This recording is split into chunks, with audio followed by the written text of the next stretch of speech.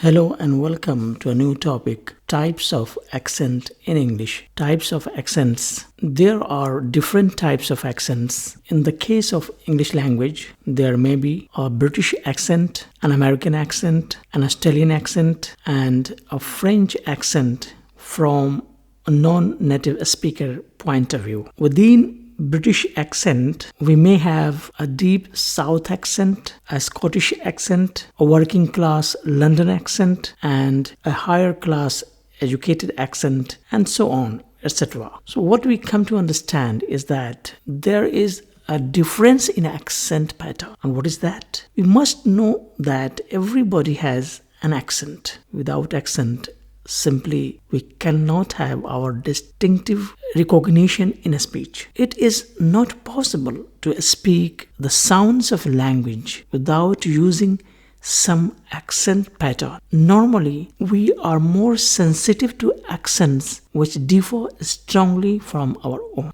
We have some more ideas about difference in accent pattern. In the early days of cinema, for example, British audiences were unable to understand the American voices in the talkies, in the movies, simply because they had little experience of hearing Americans. It means that each accent has its own way of communicating with the people.